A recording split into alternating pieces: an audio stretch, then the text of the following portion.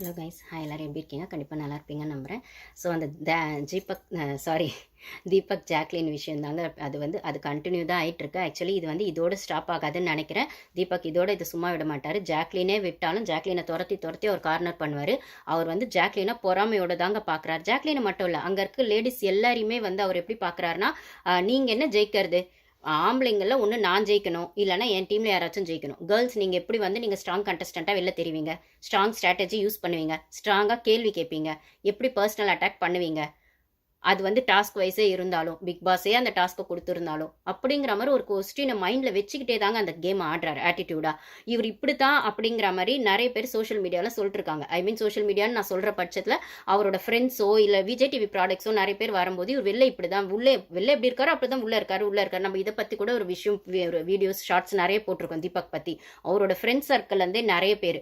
இப்போ நீங்கள் பார்த்தீங்கன்னா யுகேந்திரன்லாம் பிஹைண்ட் ரூட்ஸில் இன்டர்வியூ யூடியூப் ஐ மீன் அந்த இன்டர்வியூலாம் பண்ணுவார் பிஹைண்ட் ரூட்ஸில். ரவி சார் ஃபர்ஸ்ட் பண்ணிட்டு இருந்தார். இப்போ லீகலாக ரவி சார் பண்ண முடியாது, அவர் ஷோக்கு போயிட்டு வந்ததுனால. ஸோ அந்த இடத்துல யுகேந்திரன் சார்லாம் அவர் யூகேல உங்களுக்கு தெரிஞ்சிருக்கும்னு நினைக்கிறேன். யுகேந்திரன்லாம் பண்ணுறாங்க. அவர்லாம் பிபி ஷோ போயிட்டு வந்தவர் தான். அது மட்டும் இல்லாமல் அவருக்கும் விஜய் டிவி பற்றி தெரியும். Deepak sir close friend. அவங்க ஒய்ஃபுமே சொல்லியிருப்பாங்க, உன் ஃப்ரெண்டை பற்றி நீயே சொல்லி, நான் எப்படி இன்னும் ஜாஸ்தியாக சொல்கிறது, அவர் ஆட்டிடியூட் அப்படி இருக்கு அப்படின்னும் போது அவரை பர்சனலாக வெளில தெரிஞ்சவங்க, விஜய் டிவியில் தெரிஞ்சவங்களும் சரி, பர்சனல் ஃப்ரெண்ட்ஸ் சர்க்கிள்லையும் சரி, எல்லாரும் எப்படி சொல்கிறாங்கன்னா, அவர் வெளியில் இருக்கிற மாதிரி தான் உள்ள இருக்கார். அவர் ஒரு ஆட்டிடியூட் பர்சன் தான். தனக்கு தெரிஞ்ச விஷயத்த நீ என்கிட்ட அட்ஜஸ்ட் பண்ணி வந்தீனா, என்ன மதிப்பு கொடுத்தீனா, மதிப்புக்கு எல்லாருக்குமே தேவைப்படுங்க செல்ஃப் ரெஸ்பெக்ட், அது பிரச்சனை இல்லைங்க. ஆனா நீ எனக்கு அடங்கி போனீனா, அந்த ஒரு டாமினன்ட் பண்றது இருக்கு இல்லைங்களா. ஸோ இவர் டாமினன்ட் பண்ணி இவர்கிட்ட இருக்கிற விஷயத்த கத்துக்கணுமா. ஒரு நல்ல ஒரு சீனியர் எப்படி பண்ணுவாங்க, நீ என்ன மதிக்கல, ஆனால் என்கிட்ட ஒரு 4 நல்ல விஷயம் இருக்குது, அதை நான் உனக்கு சொல்லிக் கொடுக்கணும்னு நினைக்கிறேன், உனக்கு விருப்பம் தான் நீ அதை கற்றுக்கோ, இல்லைன்னா விட்டுடுறேன், அப்படி தான் சொல்லுவாங்களே தவிர, அவங்களுக்கு வாலண்டியராவது போய் அதை நல்லபடியாக ஃபீட் பண்ணணும்னு நினைப்பாங்களே தவிர, நீ என்கிட்ட அடங்கி போனீன்னா, எனக்கு கீழே நீ இருக்கிறன்றதை நீ மைண்டில் வச்சுக்கிட்டு என்கிட்ட வந்தீங்கன்னா, நான் உனக்கு கற்றுக்கிட்ட விஷயத்த சொல்லி தருவேன் அப்படின்றது தான் இந்த கட்டுறது கைமண் அளவு, கல்லாதது உலகளவுன்னு அவர் சொல்லிட்டு இருக்க அந்த பாயிண்ட் திருப்பி இதே தான் ஒரு வெளில இருக்க ஆட்டிடியூடும் போல இருக்குது. அதாவது இவருக்கு தெரியும், இவருக்கு நிறையவே தெரிஞ்சிருக்கட்டும், இல்லைன்னு சொல்லுங்க. மற்றவங்க அதை கேட்டு எனக்கு சொல்லிக் கொடுங்கன்னு கேட்காத பட்சத்தில் நீங்களா போய் அவங்களுக்கு அதை ஃபீட் பண்ணணும் போது உங்களுக்கு அங்கே எந்த வேல்யூவும் இல்லை சார். அதே மாதிரி அவங்களுக்கு நீங்களா போய் ஃபீட் பண்ணுறீங்க அப்படின்னாலுமே அதை எடுத்துக்காத அவங்க இஷ்டம். ஆனால் நான் ஃபீட் பண்ணுவேன், கண்டிப்பாக சொல்லிக் கொடுப்பேன், நீ கற்றுக்கிட்டே ஆகணும் அப்படிங்கிறதுலாம் உங்கள் 2 பேருக்குள்ளே இருக்க பர்சனல் ஸ்பேஸ் அப்படிங்கிற ஒரு விஷயம் அதுக்குள்ளே வரும். ஒன்று இது அது ஃப்ரெண்ட்ஷிப்குள்ளே இருக்கலாம், அந்த ஆங்கரிங் அந்த ப்ரொஃபஷனலில் இருக்கலாம். ஆனால் இது ஒரு ஷோ, நீங்கள் சொல்லி தான் அவங்க கற்றுக்கணும்னு இல்லை அவங்களுக்கு தேவைப்படுறத அவங்க எப்படி கற்றுக்கணுமோ கற்றுப்பாங்க. நீங்கிட்ட கற்றுக்கிட்டே ஆகணும் அப்படின்னு உங்களால் அதை சொல்லலாம் முடியாது. புரியுதுங்களா. நீங்கள் எல்லாரையும் அங்கே ஈக்குவலாக தான் ட்ரீட் பண்ண, உங்களோட ஒரு கோ கண்டஸ்டன்ட் தான் அவங்க. இதில் சீனியர் ஜூனியர்னு கூட வராது, உங்களோட கோ கண்டஸ்டன்ட். நீங்கள் ஒரு ப்ரோக்ராம் பண்ணுறீங்கன்னா அதில் வேணால் நான் சீனியர், எனக்கு இந்த ஷோ பற்றி இத்தனை வருஷம் தெரியும், நீ இப்போ உள்ளே வந்திருக்கா இதை கற்றுக்கோன்னு சொன்னால் அந்த இடத்துலேயே நீங்கள் ஆட்டிடியூட் காத்துனா ஜூனியராக இருக்கும் உங்களை மதிக்க மாட்டாங்க.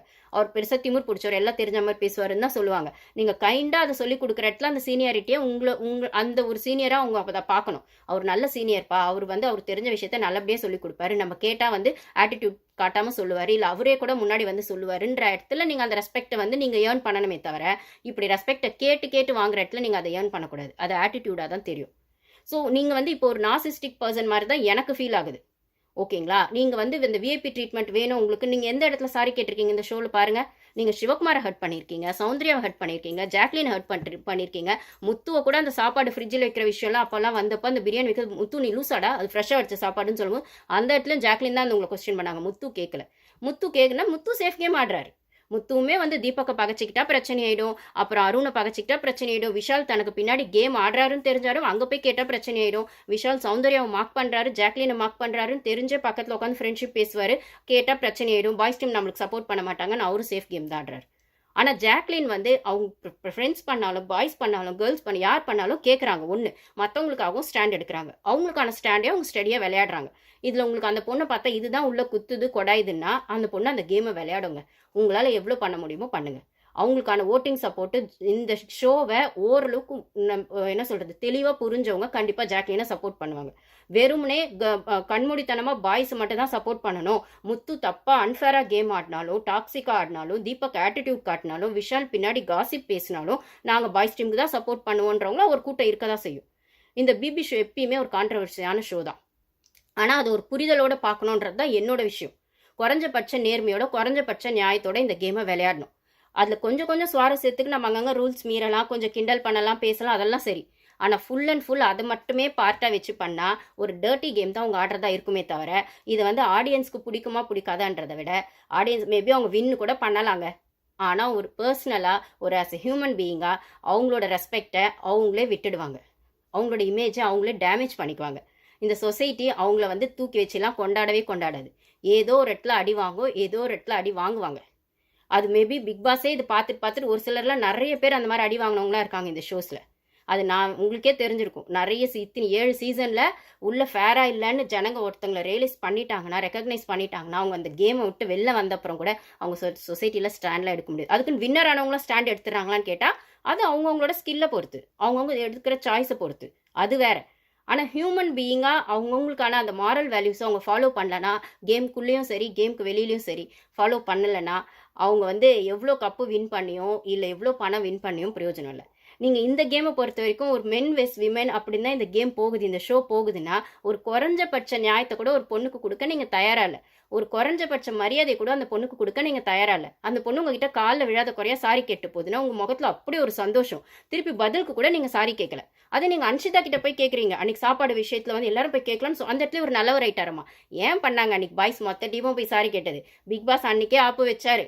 வாய்ஸ் அதாவது கேப்டன்சியில் இருக்க அருண் கிட்டே யாராவது கம்ப்ளைண்ட் பண்ணிட்டா, அருண் மேலே யாராவது கம்ப்ளைண்ட் ரைஸ் பண்ணிட்டா அந்த ஸ்ட்ரிங்கெல்லாம் எடுத்துருவோன்னு அன்ஷிதா கம்ப்ளைண்ட் பண்ணியிருந்தா அன்றைக்கி என்ன இருக்கும்? இதே அருண் போன வாரம் வந்து ஜாக்லின் வந்து அங்கே பாய்ஸ் டீமுக்கு போகும்போது 2 சப்பாத்திக்கு பிரச்சனை பண்ணியிருக்காரு. அந்த பொண்ணு வந்து கையில் வச்சுட்டு இருந்தபோது சாப்பிட விடாம. இதையும் நான் ஒரு வீடியோவை போட்டிருக்கேன், சப்பாத்தின்னு சொல்லிட்டு. அருண் விஸ் ஜாக்லின்னு பார்க்காதவங்க வந்து போய் பாருங்க, அவ்வளோ விஷயம் பண்ணியிருக்காரு. இன்னைக்கு வைஸ் பிரின்சிபல் ஆனோடனே இவர் வந்து அப்படி அந்த பொண்ணை ஆக மொத்தம் பாய்ஸ் டீம் ஃபுல்லாக அட்டாக் பண்ணணும்னு ஒன்று பண்ணிட்டீங்க, பிளான் பண்ணிட்டீங்க. அந்த பொண்ணு டைரெக்டாக ஃபேஸ் டு ஃபேஸ் எல்லாத்தையும் பேசுது, கேள்வி கேட்குது, உங்களுக்கு அது குத்துது கொடாயுது. அதுக்கு வந்து உங்களுக்கு வந்து ஏதாவது ஒன்று பண்ணணும்னா நீங்கள் இந்த மாதிரி ஒரு சில்லறத்தனமான வேலையை செய்கிறீங்க. அவ்வளோதான். இதுக்கு மேலே எனக்கு என்ன சொல்கிறதுனே தெரியல. அந்த பொண்ணுக்கு நியாயமான விஷயங்களை பிபியே வந்து இந்த டாஸ்க் நான் கொடுத்து தான் அவங்க பண்ணாங்கன்னு பிபி ஏதோ ஒரு இடத்துல அந்த பொண்ணுக்கு ஸ்டாண்ட் எடுக்கணும் நியாயமா. எப்பயுமே பிக் பாஸ்ல அது ஒன்று நடக்குங்க. நம்ம எதிர்பாராத நேரத்தில் பிபி வந்து பிக் பாஸ் வந்து அவங்களுக்கான யார் வந்து ஓரளவுக்கு நியாயமாக அந்த கேமை ஆடுறாங்களோ அவங்களுக்கான ஸ்டாண்டு கண்டிப்பாக கிடைக்கும். ஏதோ ஒரு இடத்துல அது நம்மளுக்கு தெரியவே தெரியாது, ஆப்பர்ச்சுனிட்டியாக கிடைக்கும், டாஸ்காக கிடைக்கும். திடீர்னு ஏதோ ஒரு விஷயத்த சொல்லி ஒரு ஆஃபர் மாதிரி கொடுப்பாரு. இது சீசனுக்கு நடந்திருக்கு. நம்மளுக்கு அவங்க வந்து எந்த அளவுக்கு சுற்றி இருக்கவங்க அட்டாக் பண்ணுறாங்களோ, அவங்க ஒரு விக்டிமா அவங்க வெளியில் தெரியுறாங்களோ அந்த அளவுக்கு அவங்க ஷைன் ஆகிறதுக்கான வாய்ப்பையும் பிபி டீம் கொடுக்கும். இதை நான் 4 சீசனில் பார்த்துருக்கேன். 6 சீசனில் பார்த்துருக்கேன், 3rd சீசனில் பார்த்துருக்கேன், அதுக்கப்புறம் வந்துட்டு போன சீசனில் பார்த்துருக்கேன், ராஜு சீசனில் வந்து நான் கொஞ்சம் தான் பார்த்தேன். ஸோ 4 சீசனில் வின்னராக வர எல்லாருக்குமே அந்த விஷயங்கள் வந்து ஆட்டோமேட்டிக்காக ஒன்று நடக்கும், அவங்களுக்கு அது டிசர்விங்காக இருக்கிற பட்சத்தில். இது அசீம் சீசனில் மட்டும்தான் மாறுச்சு. ஏன்னா அது டோட்டலாக வேறு கேட்டகரி. அவர் காசு கொடுத்து ஷோவை வின் பண்ணாருன்னு ஒரு டாக் வெளில போகுது. அந்த சீசன் நான் டோட்டலாக பார்க்கல, அது டாக்ஸிக்ன்றதுனால. ஓகேங்களா? ஸோ இந்த கேமை பொறுத்த வரைக்கும் ஜாக்லின் வின்னர் ஆகலாம், ஆகாமல் இருக்கலாம். முத்து வின்னர் ஆகலாம், ஆகாமல் இருக்கலாம். ஆனால் அந்த வீட்டுக்குள்ளே ஒரு ஹியூமன் பீயிங்காக உங்களோட இந்த மேல் ஈகோவை காட்டுறது எந்த அளவுக்கு சரின்னு எனக்கு தெரியல. இப்போ குரூப் ஃபுல்லாக அவங்க உட்காந்து எல்லாரும் வந்து ஜாக்லினை சமாதானப்படுத்தும் போது அங்கேயும் ஒரு பையன் தான் வந்து சமாதானப்படுத்துறாரு. ரயன் அந்த டீமில் இருக்கிறதுனால அவர் வராரு. அவர் வெளிலேருந்து கேமை பார்த்துட்டு வருவார். அவர் சொல்கிறாரு, நான் அப்போல்லாம் பார்த்த ஜாக்லின் இப்போ நல்லா நீ கேம் போயிட்டுருக்கு, நீ ஸ்ட்ராங்காக ஸ்டடியாக இருக்க, கன்சிஸ்டண்ட்டாக இருக்க, நீ one of the strongest contestant, நீ இப்படி இந்த கேம் ஆடு அப்படின்னு. அவர் வந்து பர்ஃபெக்ட்டுங்க. அவர் கேம் வின் பண்ணுறாரோ இல்லையா, ஹியூமன் பீயிங்காக அவர் அந்த பொண்ணுக்கான வேல்யூவை கொடுக்குறாரு அந்த இடத்துல. அதை வந்து மற்றவங்களுக்கு கொடுக்க முடியல, கொடுக்கறதுக்கு மனசு இல்லை. சீனியர் பொசிஷனில் இருக்க தீபக்கும் சரி, முத்துவுக்குமே சரி. முத்து வந்து உட்காந்து சமாதானமாக பேசுகிறாரு. ஏன் சமாதானமாக பேசுகிறாரு? வேறு வழி இல்லைன்னு பேசுகிறாரு.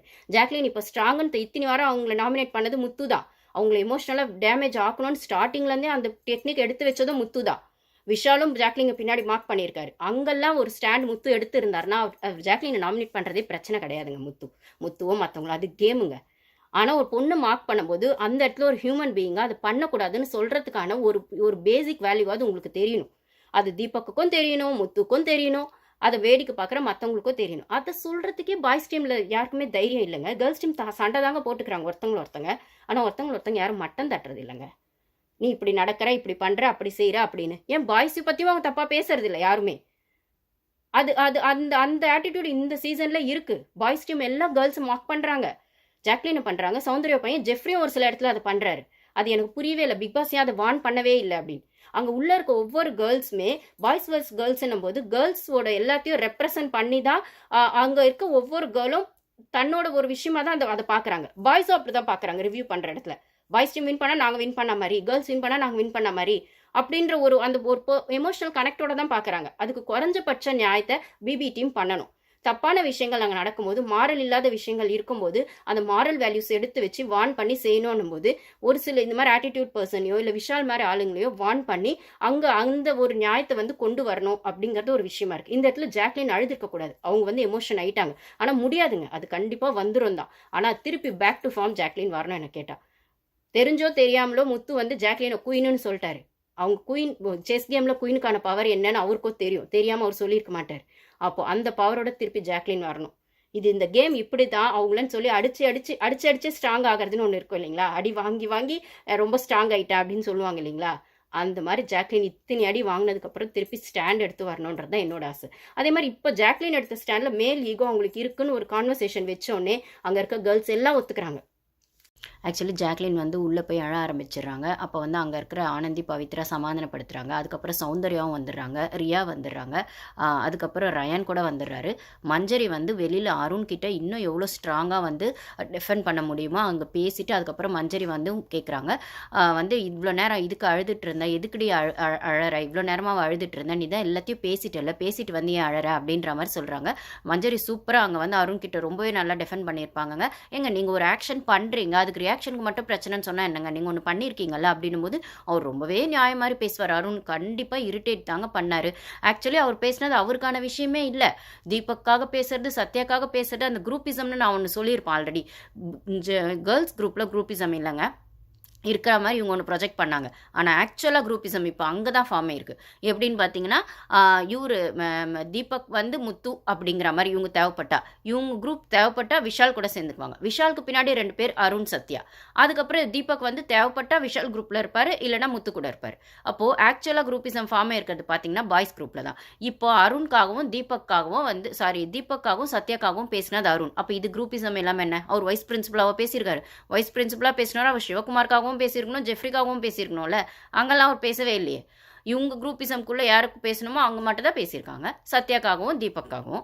அதுவும் தீபக் அந்த குரூப்பில் ஒரு சீனியர்ன்ற ரெஸ்பெக்ட் பாய்ஸ் எல்லாரும் கொடுக்குறாங்கல்ல, அதனால் பேசியிருக்காரு. அதே கேர்ள்ஸில் யாரும் ரெஸ்பெக்ட் பண்ணவே இல்லையே தீபக் சாரை. அதாவது ரெஸ்பெக்ட் பண்ணுறாங்க, அவர் எதிர்பார்க்குற விஐபி ட்ரீட்மெண்ட் கொடுக்கல. நான் ஆல்ரெடி சொல்லியிருப்பேன், விஐபி ட்ரீட்மெண்ட் அப்படிங்கிறது நார்சிஸ்ட் எதிர்பார்க்கக்கூடிய ஒரு விஷயங்க. என்பிடி அப்படிங்கிற ஒரு நார்சிஸ்டிக் பர்சனாலிட்டி டிஸார்டர் அப்படிங்கிறது தான் என்பிடி. இவங்களுக்கு தே நீட் விஐபி ட்ரீட்மெண்ட். அவங்களுக்கு அவங்க மட்டும்தான் ஸ்பெஷல். மற்றவங்க அவங்கள ஸ்பெஷலாக ட்ரீட் பண்ணணும். மற்றவங்கள பற்றி அவங்களுக்கு கவலை இல்லை, அவங்களுக்கு அவங்க தான் ஃபஸ்ட்டு முக்கியம் அப்படிங்கிற மாதிரி தான் அது. ஸோ அந்த மாதிரி விஐபி ட்ரீட்மெண்ட்டை தான் அவர் பேர் தீபக். இது நல்லாவே தெரியுது. இல்லைனா அந்த பொண்ணு சாரி கேட்டு போய் அவ்வளோ அழுது, அவ்வளோ விஷயம் நடக்குது, வெளில ஒன்றுமே தெரியாத மாதிரி உட்காந்து சகஜமாக பேசிகிட்டு இருக்காருங்க. ஒரு பேருக்கு கூட நம்மளால் ஒரு பொண்ணு ஹர்ட் ஆயிருக்கான்ற யோசனை கூட இல்லை. அது பிபி டாஸ்க்காக இருக்கட்டும், ப்ராங்க் டாஸ்க்காக இருக்கட்டும், என்னவா இருக்கட்டும், அந்த பொண்ணோட அழுகு அவங்களுக்கு அவ்வளோ வேல்யூ இல்லாமல் போயிடுச்சா நான் கேட்குறேன். அதுவும் அந்த பொண்ணு பீரியட்ஸ் டைமு அப்படிங்கும்போது நான் அதை பற்றி ஆல்ரெடி ஒரு வீடியோ போட்டிருக்கேன். அந்த 2 நாள் அந்த மூட் ஸ்விங்ஸை பேலன்ஸ் பண்ணி அந்த பொண்ணு பண்ணுது. அந்த காலில் விழுறது கூட நிறைய பேர் சொல்கிறாங்க விழுந்திருக்க வேணாம்னா, அது அந்த டைமுக்கு அப்படி ட்ரிகர் ஆகுங்க. அந்த மூட் ஸ்விங்ஸ் வரவங்க பொண்ணாக இருக்கவங்களுக்கு அது தெரியும். அந்த 2 நாள் 3 நாள் எதிர்க்க யாராவது தப்பு பண்ணிட்டாலோ, இல்லைனா அது ஒரு கண்டிப்பாக ஒரு ஜென்ஸாக இருக்க பட்சத்தில், ஆப்போசிட் ஜெண்டராக இருக்க பட்சத்தில் அவங்க ஜஸ்ட் லைக் தட் ஒரு விஷயம் பண்ணிட்டாலே அவ்வளோ கோவம் வந்துடும். இங்கே நீங்கள் ட்ரிகர் பண்ணி விட்டுருக்கீங்க ஒரு பொண்ணை, சாரி கேட்க வச்சுருக்கீங்க, அதே தப்பை நீங்களும் செஞ்சுருக்கீங்க. அந்த பொண்ணு அதான் சொல்ல உள்ளே போய் பர்சனல் அட்டாக் அவரும் பண்ணார், நானும் பண்ணேன். அப்போ அவர் பண்ணால் தப்பு இல்லை, ஆனால் நான் யார்கிட்டையுமே சொல்லலை அது டாஸ்க்குன்னும் போது அவர் தீபக் பண்ணாருன்னு. நான் பண்ணது மட்டுமே தப்புன்னு சொன்னால் எப்படி? நான் எவ்வளோ ட்ரை பண்ணுறேன் சொல்ல புரிய வைக்கிறதுக்கு. இவங்களுக்குலாம் ஒன்று இடிக்குது, பொண்ணுங்கன்னா மேலே வரக்கூடாது அப்படிங்கிற மாதிரி. அதே என் கூட ஈக்குவலாக நின்று சண்டை போடுறவங்கிட்ட நான் காம்படிட் பண்ணுறேன், ஓகே. ஆனால் நீங்கள் கீழே தான் இருக்கணும்னு ஒன்று நினச்சிட்டு பண்ணுறாங்கல்ல, அவங்கக்கிட்ட தான் என்னால் இது பண்ணவே முடியல அப்படின்னும் போது அப்போ பவித்ரா சூப்பராக சொல்லுவாங்க, அதுதான் மேல் ஈகோ. ஸோ இந்த இடத்துல ஜாக்லின் மட்டும் கண்டென்ட் க்ரியேட் பண்ணல, அங்கே இருக்க பொண்ணுங்க எல்லாமே அந்த மேல் ஈகோவை அக்செப்ட் பண்ணுறாங்க. அவங்க எல்லாம் அதை எக்ஸ்பீரியன்ஸ் பண்ணியிருக்காங்க. அதுலேயும் பவித்ரா ஒன்று சூப்பராக சொல்லுவாங்க, நம்ம யாரெல்லாம் அப்படி இருப்பாங்கன்னு நினச்சோனோ அவங்கெல்லாம் இல்லை, நம்ம யாரெல்லாம் இருக்க மாட்டாங்கன்னு நினச்சோமோ அவங்கெல்லாம் இருக்காங்க. அது இப்போ தான் தெரியுதுன்னு சொல்லும் போது நிறைய பேருக்கு உள்ளுக்கு இருக்குது. மேபி வீக்கெண்ட் எபிசோடில் சேது சார் இதை அட்ரஸ் பண்ணி உங்களுக்கு யார்கிட்டலாம் அப்படி ஃபீல் ஆகுதுன்னு கேட்டால் யார் யார் பேர்லாம் வெளில வரும்னு தெரியல. அந்த மேல் ஈகோ அப்படிங்கிற விஷயம் தான் மேல் சாவனிசம் விஸ் ஃபெமினிசம்னு நான் ஒரு ஷார்ட்ஸ் போட்டிருக்கேன். பார்க்காதவங்க போய் பாருங்கள். நான் இந்த பிபி ஷோ ஆரம்பிக்கும் போது ஸ்டார்டிங்லேயே போட்டிருக்கேன் அந்த ஷார்ட்ஸை. இந்த சீசன் இப்படி தான் போகும். இதில் ஒவ்வொருத்தரோட உண்மையான கேரக்டர் வெளில வரும். ஒரு பொண்ணு ஜெயிக்கக்கூடாதுனோ, ஒரு பொண்ணு ஸ்டாண்ட் எடுக்கக்கூடாதுனோ, இல்லை நீ பொண்ணு தானே, நீ எப்படி இவ்வளோ ஸ்ட்ராங்காக ஸ்டாண்ட் எடுப்ப அப்படின்னு ஒரு ஷோவில் கூட ஒத்துக்க முடியாதவங்க லைஃப்பில் ஒரு பொண்ணை எப்படி ட்ரீட் பண்ணுவாங்கன்னு எனக்கு தெரியாது. அது அவுட் ஆஃப் த கேமாகவே இருக்கட்டும். ஆனால் ரியல் கேரக்டர்னு உள்ளே வர பட்சத்தில் அது வந்து என்ன சொல்கிறது, நீங்கள் உள்ளே இந்த ஆட்டிடியூடை காட்டுறீங்கன்னா அது அந்த ஷோக்கே ஒத்து வராது. அப்படிங்கும்போது அங்கே ஒரு பொண்ணு ஆப்போசிட் சைடில் இருக்கிறான்னும் போது அது அவ்வளோ வலிக்கும் அந்த பொண்ணுக்கு. ஓகேங்களா? அப்போ அந்த பொண்ணு கேம் ஆட வந்திருக்கான்னு அந்த ஈக்குவல் ஸ்பேஸை கொடுங்களேன். நீங்களும் கேம் ஆட வந்திருக்கு, அந்த பொண்ணு கேம் ஆட வந்திருக்கு. அவள் பண்ண பர்சனல் அட்டாக்னா நீங்கள் பண்ண டாஸ்க்னா அது எப்படி? அதெல்லாம் பண்ணிட்டு நீங்கள் வந்து போயிட்டு வெளில உட்காந்துட்டு சகஜமாக பேசுகிறீங்க, ஒன்றுமே நடக்காத மாதிரி. இந்த ஆட்டிடியூடை என்ன சொல்கிறதுன்னு எனக்கு தெரியல. நான் அதுதான் சொல்கிறேன். இது ஆட்டிடியூட் கூட கிடையாது. ஆட்டிடியூடுக்கும் மேலே ஒரு பர்சனாலிட்டி டிஸார்டர், நார்சிஸ்டிக் பர்சனாலிட்டி டிஸார்டர்னு தான் சொல்லுவாங்க. அது வந்து ஆம்பளைங்களாக தான் இருக்கணும்னு அவசியம் இல்லை. கேர்ள்ஸ்லேயும் ஒரு சிலர் இருக்க முடியும். இந்த மாதிரி கேரக்டர் இருக்கவங்க சைக்காலஜியில் இது இப்படி தான் சொல்லுவாங்க. ஸோ இந்த வீட்டில் எனக்கு தெரிஞ்சு பாய்ஸ் டீமில் தீபக்கோட ஆட்டிடியூட் அப்படி தான் இருக்குது. இங்கே வந்து கேர்ள்ஸ் வந்து ஸ்டாண்ட் எடுக்கணும்னு நினைக்கிறதே அவங்களால ஒத்துக்க முடியல, ஸ்ட்ராங்காக இருக்கிறதே ஒத்துக்க முடியல. அதுதான் இந்த பிரச்சனைக்கான முதல் காரணம். இது நம்ம ஒரு விஷயத்தில் மட்டும் பார்த்து சொல்ல, ஸ்டார்டிங்லேருந்து சொல்லிட்டு தான் இருக்கும்.